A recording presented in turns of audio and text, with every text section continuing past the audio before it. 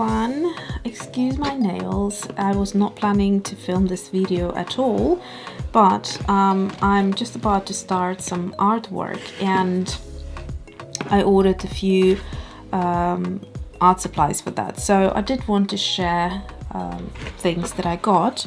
So let's start with this catalyst. I got a new catalyst tool. As you know, I love using the other one. Let me just grab it. So this one here, it's kind of like the same material and it's smaller. It has a handle, so it's got some difference, but I have been using it so often and it has become part of my creative process. So I thought I really would like a bigger surface. Here I have obviously a wider angle like that, and also I have got even larger area on the side to use it. It feels very good in your hands. Feels very comfortable. It's got exact the same sort of flexibility to it, and also it doesn't have corners or edges. It's got them softer cut, rounded corners, so that kind of feels like it will give me a little bit more difference in the art making. And this one is called Wedge W06. I'll try to link everything down below for you so you can refer to it quite quickly. So let's move on to the next items. I'm thinking I don't like the way this is filming in terms of the color or exposure, so I might just take it out onto the desk and we continue from there. Okay, so let's open these smaller boxes, or actually no, I'll leave them for later. Let's look at the brushes next. So I've got some flat brushes. I have been looking at flat brushes for a while now and I finally decided to get some. So these are, as you can see, they're quite thin, and that was the key for me. I don't like the flat brushes to be wide because I don't want to work with too much water. I don't like much water in my art, but I feel like if I wanted to add water, it would be enough without being too much. So these feel quite sort of nice and artistic to have in your studio. I like the handles, they're very, very light. I like when the brushes and tools are lightweight. So here's the bigger brush as well. So I've got three sizes, obviously. We've got the 3-inch, the 2-inch, and I think this is the 1-inch. Yep. They're also between sizes as well, but I thought I'll just start with these. It gives me a good big kind of wide angle or wide thickness of a brush line here. I'm just looking at the bristles. I find that in this particular brush, in this, I don't know if you can pick up on that, but here it's a lot thicker and here's quite thin. So I don't know whether that's going to impact the distribution of paint, but so far so good. And here is this little one as well. So those are going to be used soon. And then we have couple more of the pencils. So I've got a couple more yellows. This is the medium cadmium yellow. I'm not sure, it's so thin here what it says here. IMT. Not sure, I need to look up. So that felt like a good yellow, and then also the Indian yellow. And then we have Sepia as well. So Sepia was the last pencil that I didn't have from that pencil set from the artist. I'll put the information down here, which you can find on Jackson's art if you're interested. I think the artist concentrates on sort of nature and animals and all of that, but I found her color palette was very, very pretty. So these two yellows will be a great addition to the other two yellows that I already have. So I have the golden bismuth yellow and yellow ochre, and then these two are the new yellows. Okay, so these are the yellows. I'm not going to be swatching out anything today. This is just purely to share what's in the haul, and then I'm quite keen on starting this art. I just pre-cut my paper, and literally I am in the mood of like diving in, you know, that mood when you're itching to create. So I'm going to use that opportunity and go for it. So there's another yellow here, Indian yellow hue. You'll see quite a few yellows featured in this haul. I'm kind of going towards that direction. So these are the golden fluid acrylic.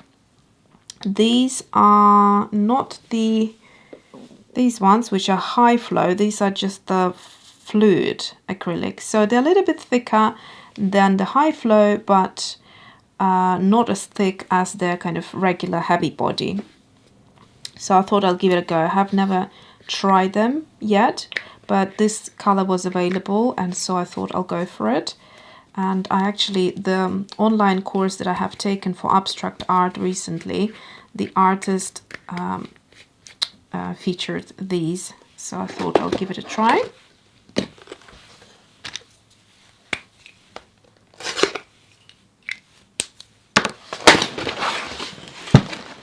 Here are a few more acrylic paints. Again, a paint I haven't tried yet is the Liquitex soft body acrylic, and it's supposed to be similar to the fluid acrylic from my understanding. So not as heavy as their heavy body, but also not quite liquid as their, let me just grab one, not as liquid as their acrylic ink. I believe this is the same color, yeah, yellow orange azo. I have ordered it because I actually really like the color, so I wanted to try it in a thicker kind of paint. So they come out like this with a tube, a little not a tube but a little nozzle, and you can squeeze out as much as you need. It's got a good control, and I find that the lid is quite good. So that's that. Then I have Titan Mars Pale, another color that I thought is really, really pretty. Out of tube, don't need to mix it. And yeah, they're quite pricey, the golden acrylics here. So this is the heavy body. It's got nice thickness to it. I really enjoy working with a combination of thicknesses of the body. The variety of, you know, thin and liquid and thick and heavy, but still acrylics. So it's kind of going from acrylics into more watercolory effects and then kind of working together with it. Transparent yellow iron oxide. Don't remember what made me purchase that one. It might have been somewhere I've seen, or maybe I wanted to try it. So that's going to be that kind of yellowy color. And then I got a Sepia, both of them high flow acrylic. So yeah, I thought this would be a nice combo. And then another fluid acrylic is the red oxide. So this one is an opaque color. As you can see, you can't see the lines here. These are hand painted swatches on the bottles always, and you can see the transparency really, really well. So red oxide is nice and opaque, but it would mix in nicely. So yeah, a couple of new things for me to try. And finally, paper. So I was browsing Jackson's papers, and I found something I haven't seen before, which I thought would be pretty cool to try. And it's called Canvas Pad. So basically it's canvas in a pad form. So it says here medium grain cotton, natural white, 380 GSM, acid free, and you get 10 sheets in here. Basically, it's a beautiful, beautiful canvas. Now, if you're new to my channel, sorry for the lighting changing again. I am planning to be selling my art soon, and so I'm exploring on different substrates. And paper, 300 GSM, is what I will be selling on, but also I'm quite curious on these canvases, how they would look behind a frame, for instance, like a glassed frame. And I think it's such an organic feeling without being overwhelmed by a huge canvas, because I'm working in small sizes. Most of my customers are from US, so I'm cautious about, you know, shipping my artwork that far. So it has to be manageable in terms of the sizing. And yeah, so I think this just feels amazing. I don't want to put my fingers over the actual canvas, but it just feels so good. It really does. So I will be exploring these, and I think they also come in a smaller size as well, but I thought this is a good size. So what the size is here, 1524 by 32 centimeters. So these are, it says here, universally primed cotton canvas with a medium texture, ideal for oil or acrylic painting and sketching. So I think my acrylics and mixed media will be looking beautifully on this canvas. And then, of course, I also wanted to try the acrylic paper, because I don't think I have ever tried acrylic paper. I don't know how different it is. All I have ever painted on is watercolor paper. So this one is 290 GSM. It's got 15 sheets, acid free, smooth natural white. So I like the natural white sound. And in terms of smoothness, it's not like completely flat. It has a nice grain to it. Just trying to show you. There we go. So it's got a nice bit of tooth, a bit of texture, and it's a block. So it's basically sealed on all four sides. And right here is where you can stick your palette knife and just run across the sides to remove the paper once things have dried. So best thing to do if you want to keep the paper nice and flat is to paint and wait for it to fully dry before you release the paper. That way you avoid buckling. So the sizing is exactly the same.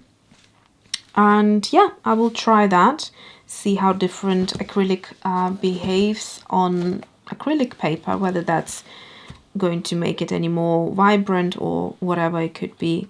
I would imagine that maybe acrylic paper is less absorbent. So I don't know, that will be a bit of an exciting experiment. I'm super excited about the canvas pad. So yeah, I hope you enjoyed this little quick haul, and I will see you soon. Thanks for watching.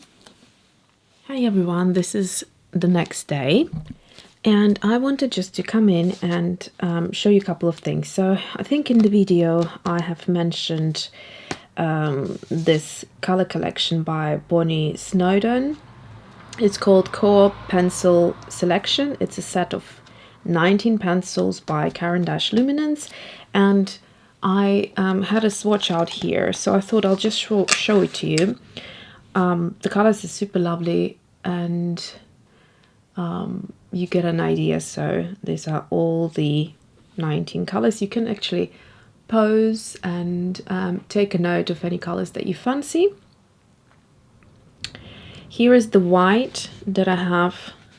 So these are the colors that I didn't have from the 19. The rest I already had, so I just added them, and then including Sepia as well. Here is the white, just to show you how opaque it is over a Sharpie black line. So fairly opaque, but obviously you can still see through. Okay, so that's that. The other thing, after I finished filming the whole video, I also went on and did some artwork. I did a bit of a mock-up of a color palette for the art that I'm working on, and I thought I'll show it to you today. Oh, no, it's not dry yet. So these are the oil sticks, super textured. They take a couple of days to dry.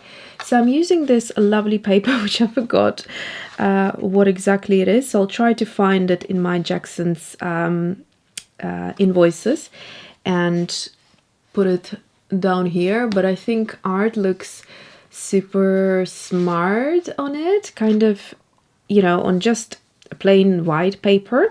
Sometimes it looks a bit too contrasty, and on this off-white it's like a peach toned 300 GSM cold pressed paper, and I really love it. So anyway, that's that. But yeah, so coming back to some of the art supplies that I have swatched out here. So this color here and this are the Sepia high flow acrylic paint, and it's actually very surprising when you look at it at the bottle. It sort of looks quite sort of like a dull dark brown, but it's actually super beautiful in its intensity and also washed out, actually completely washed out. I'll show you. So to show you an example here, using a lot of water, this is the same color, basically quite light and really, really nice. Beautiful color. So that's that. And then on this side, this was the Indian yellow hue. Super beautiful color. I'm so glad I got it. And again, it has a bit more. So this one was the fluid acrylics. It can also act very similar to the high flow if you add a lot of water. And then here's the Titan Mars Pale. So very, very pretty. I'll actually show you the color that I had already. 1 second. So I was curious how close it was to my Liquitex Light Portrait Pink, because you can see they look fairly similar, but here they are. So this is the Liquitex and this is the golden. You can see Liquitex is a lot more pinker, and this is so pretty. So I actually love this color, and I would often try to mix this color to this kind of lightness by adding white, but of course coming straight out of the tube is just perfection. Since I'm holding this Tear Off palette, I thought I'll show you a couple more things. This one is the Red Oxide Super Opaque. I don't think I added it anywhere here. And then this one, that's also interesting. So this is the Liquitex Soft Body Acrylics. It's super transparent, and what's the difference between that and the acrylic ink by Liquitex in the same color is that you can achieve these textures but have the beautiful color and the transparency. So you can build it up, but it will still be transparent, and then you have these lovely textures and ridges. So for instance, that's what I've done here. I laid it on quite thickly, and you can still see the color below it, which is the Sepia high flow, and then adding a little bit more water to it, you can see the color itself on the paper, and again the textures once it dries are super beautiful. In terms of the pencils, so the 3 pencils that I added by Caran Luminance are here. So medium cadmium yellow, this is imitation, and so it doesn't have the real cadmium in there. And then Indian yellow, so it's like a synthetic cadmium, so it's not toxic cadmium. Indian yellow, super beautiful. Indian yellow is a must-have if you like these slightly muted colors. And the final one is the Sepia right here. This is my swatch book, and I ran out of space for my Luminance pencils to swatch out, so I had to go a bit smaller on the swatches. What else? I think this is about it, isn't it? I haven't tried the papers, and yeah, I think that's it. So here are the pencils again. The cadmium yellow is a bit more yellowy, and this is the Indian yellow, kind of more neutralized. And the sepia is right here as well. So that's it. Just a little sneak peek before I go. I have tried 2 more pencil varieties by Derwent, which I haven't tried before, and I was quite curious. So this is the Color Soft, and oh my gosh, they are very, very beautiful. They are very similar to their drawing pencils. So they are smooth as butter and beautiful, just really, really nice. And then the other one I have tried is Derwent Pro Color. The Pro Color, I'd say, is good for those that love pencil marks, because I just had a lot of trouble creating something as dense as this. And of course, pencils are to be used as colored pencils, so it's normal to have sometimes this kind of work as well, but it really depends how you use them. I personally don't like the pencil marks at all, and I felt that it was hard to build up. So to use them, you probably need to start very light layer and then just sort of use them more traditionally. The Pro Color are the kind of, you know, super artist grade pencil, like premium quality, but I just didn't get on with them, and I had so much more fun with the Derwent Color Soft. But that's because I like to get colored pencils in their full density from the get-go. So from the first layer, I want to have the impact of the color. I want them to be soft, and sometimes I even go over with extra bit of pressure to even intensify that as well, and I felt that they were nicely buildable and gorgeous. If you are a Luminance fan, I'd say these are very, very similar in that respect. Okay, so that's it. I think more on that will come at some point later, but for today, that's all I wanted to share. And thanks for watching. I'll see you soon.